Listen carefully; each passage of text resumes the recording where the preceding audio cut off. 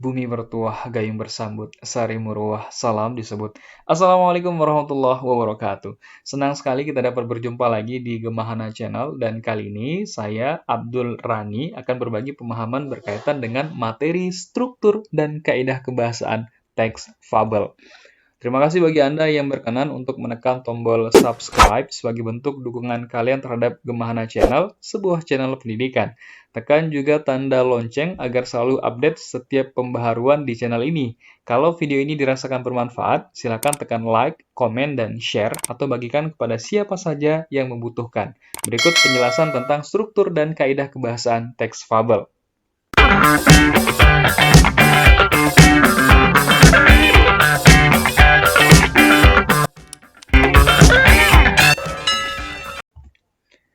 Struktur dan kaidah kebahasaan teks fabel. Nah, struktur teks fabel ini ada 4.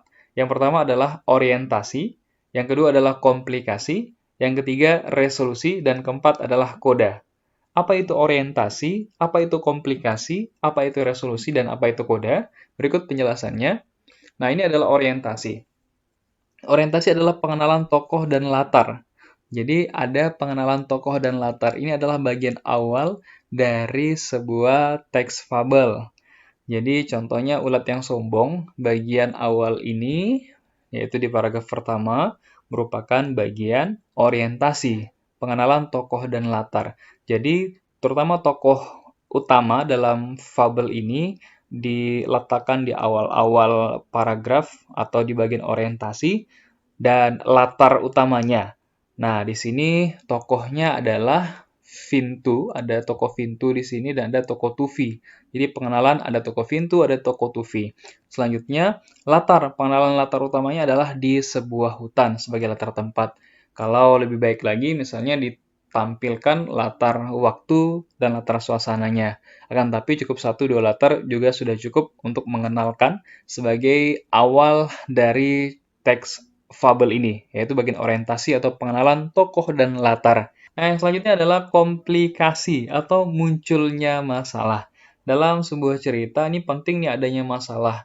Satu cerita tidak akan menarik kalau tidak ada masalah. Satu cerita kalau masalahnya selesai, maka cerita itu akan selesai juga. Nah, jadi penting keberadaan masalah dalam sebuah cerita.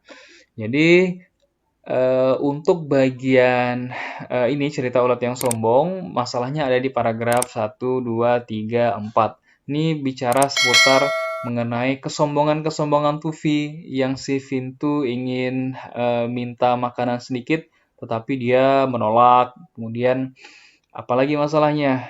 Nah, ini ada pesta nih, ada pesta tapi si Tufi ini angkuh. Dia berkata bahwa dia akan membuat pesta yang lebih besar lagi. Ini adalah suatu masalah-masalah yang dihadirkan. Jadi, ini masalahnya dalam cerita ulat yang sombong.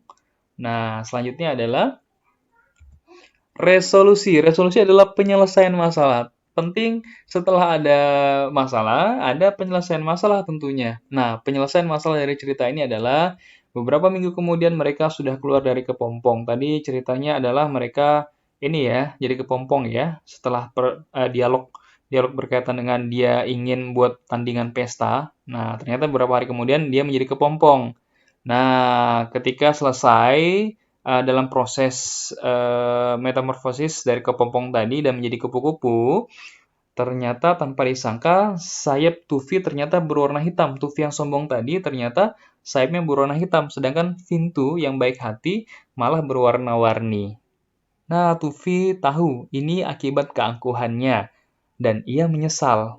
Nah, dari sombong tadi masalahnya, kemudian penyelesaian masalahnya dia menyesal begitu. Ini adalah bagian resolusi atau penyelesaian masalah. Selanjutnya adalah bagian yang keempat atau yang terakhir yaitu koda. Koda itu adalah perubahan perilaku tokoh dan nilai-nilai yang dapat dipetik. Nah, ini ada di paragraf yang terakhir.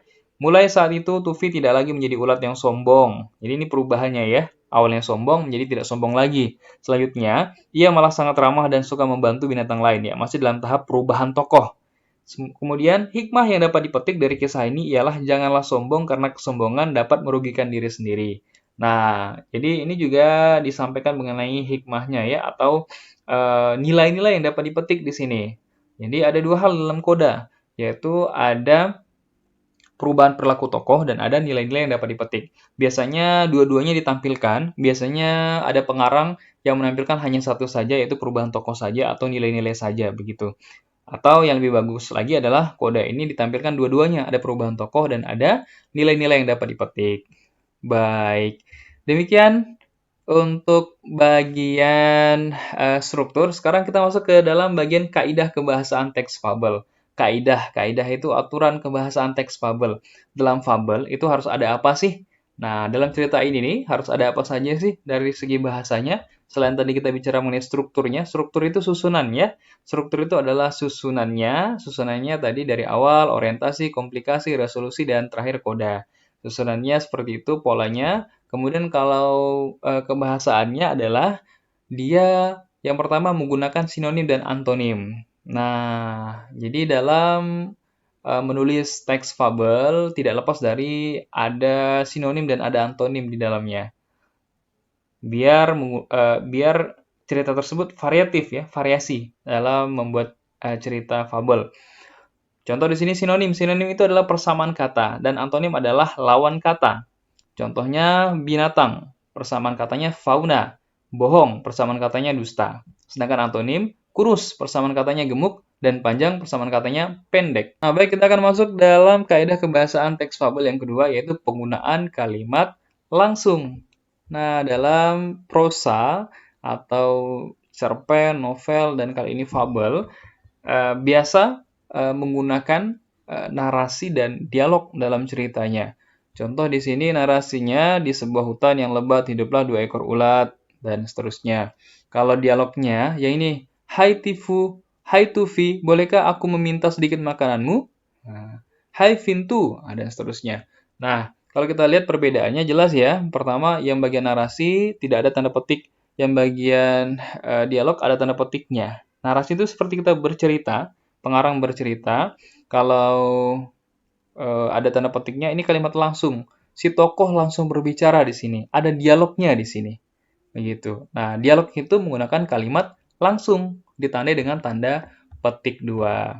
Nah, selanjutnya kita akan mencoba belajar bagaimana menuliskan kalimat langsung. Ya, nah ini ada kalimat pengiring. Dibuat kalimat pengiring terlebih dahulu. Gajah berkata, koma, di awal kalimat G-nya kapital ya. Gajah berkata, koma, kemudian ini adalah kalimat langsungnya. Untuk memisahkan antara kalimat pengiring dan kalimat langsung diberi tanda koma terlebih dahulu. Setelah itu, petik buka dan huruf kapital, S-nya huruf kapital. Setelah petik buka huruf kapital, sebaiknya kamu istirahat, semut. Nah, sebaiknya kamu istirahat, semut. Nah, jadi di akhir dari kalimat langsung ini kasih tanda, boleh tanda jeda atau tanda kalau di akhir kalimat kita kasih tanda persenyapan akhir. Persenyapan akhir itu bisa titik, bisa koma, bisa tanda seru, ya. Titik, koma, seru. Kalau di akhir kalimat. Nah, kemudian setelah tanda persenyapan akhir tadi, kita kasih petik tutup. Ya, sebaiknya kami istirahat, semut.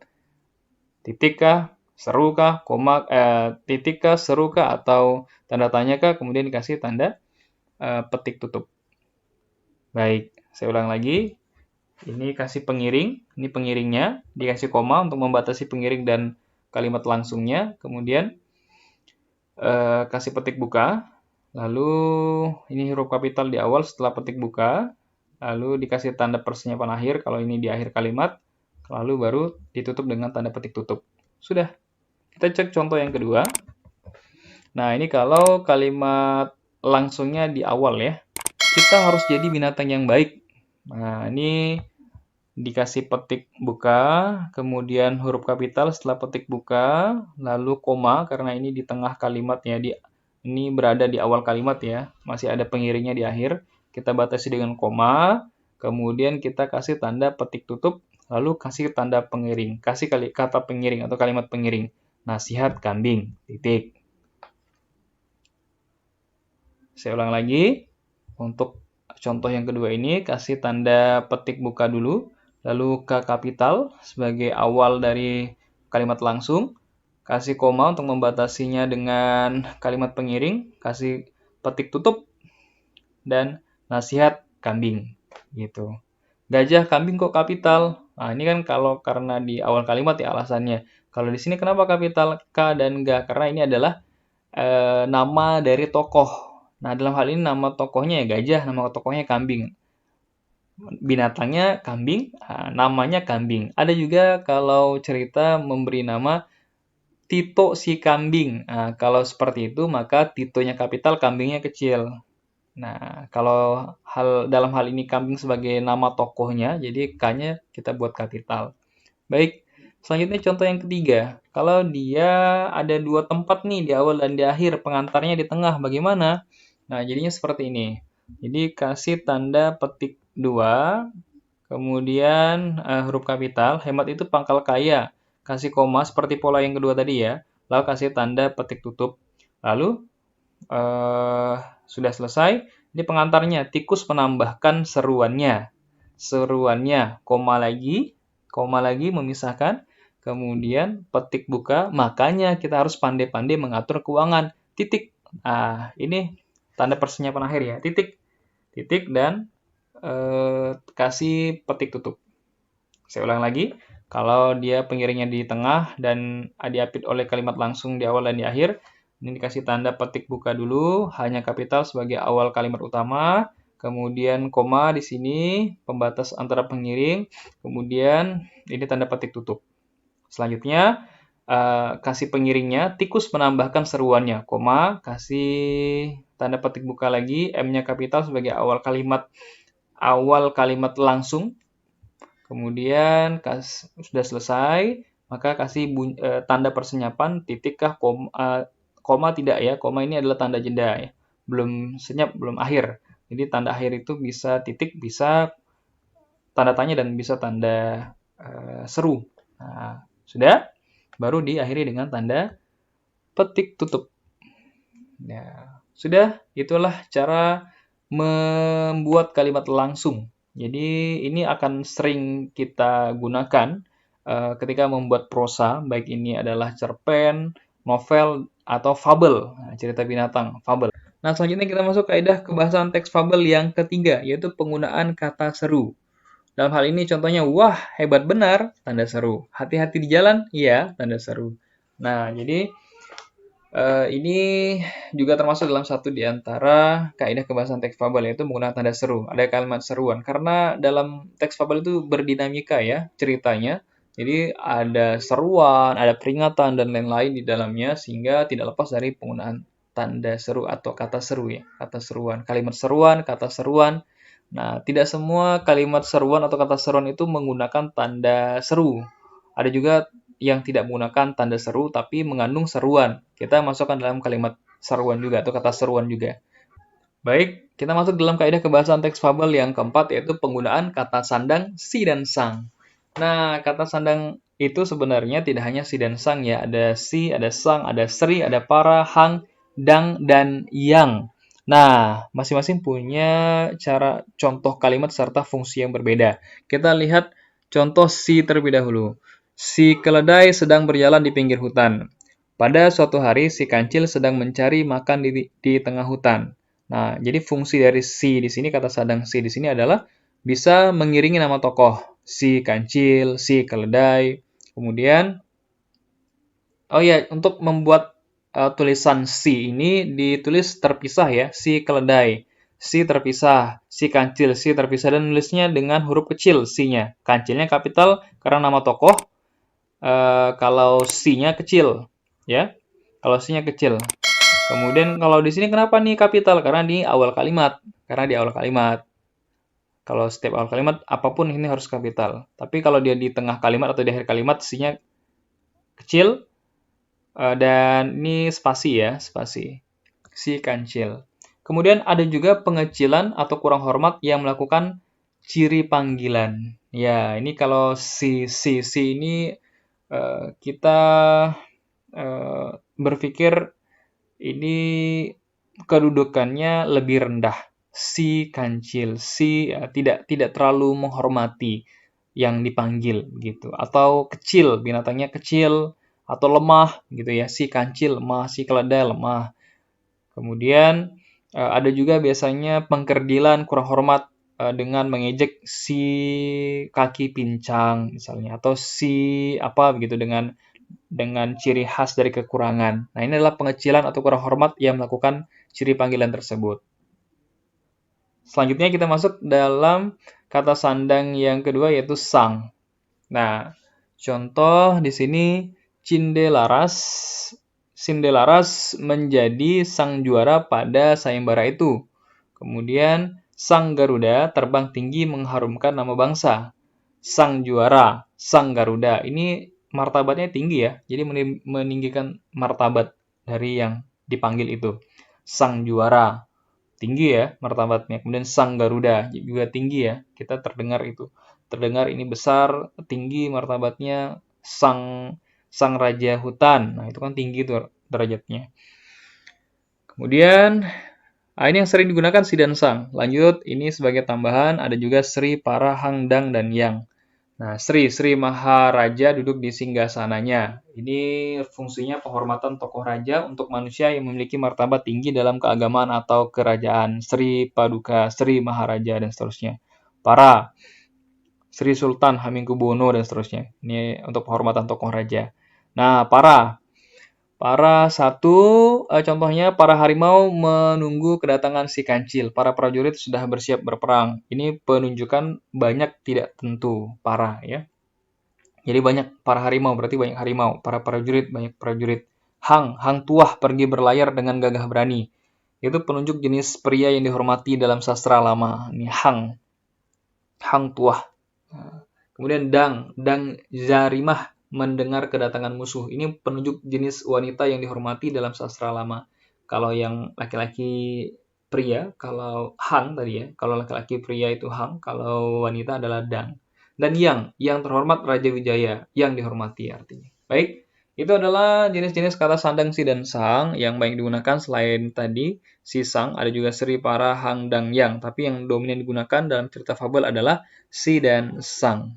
Baik, lanjut yang kelima yaitu penggunaan keterangan tempat dan waktu. Banyak menggunakan keterangan-keterangan tempat dan waktu. Contoh di sini di rumah, ke hutan, dari pasar, pada dinding kamar. Nah, dia untuk menunjukkan kata tempat ini biasanya gabungan dari kata depan, dibuat kata depan tuh ada di, ke, dari, pada, spasi, dibuat spasi, jangan digabung ya. Beda hal dengan imbuhan. Nah, kalau ini adalah kata depan dan ditambah dengan kata benda. Rumah, hutan, pasar, dinding, kamar itu adalah kata benda. Jadi keterangan tempat itu tidak mesti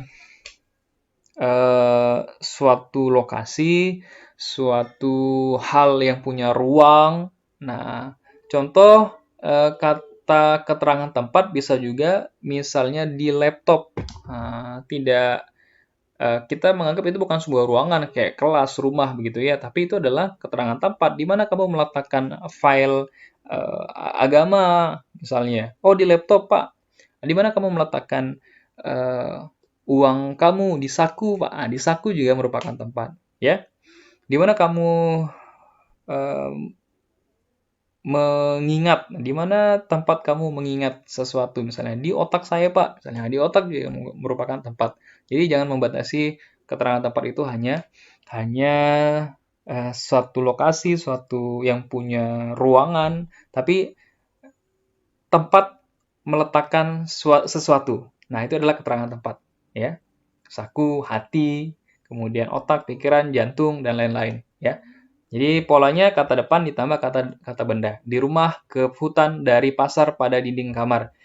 Dan rumahnya dipisah, ke dan hutannya dipisah, dari dan pasar yang dipisah, pada dinding kamar, padanya dipisah. Beda kalau menggunakan kata di ini sebagai imbuhan, karena selain kata depan, di dan ke juga ada kata imbuhan. Contoh, diambil. Diambil itu tidak dipisah, tapi digabung, di dan ambilnya.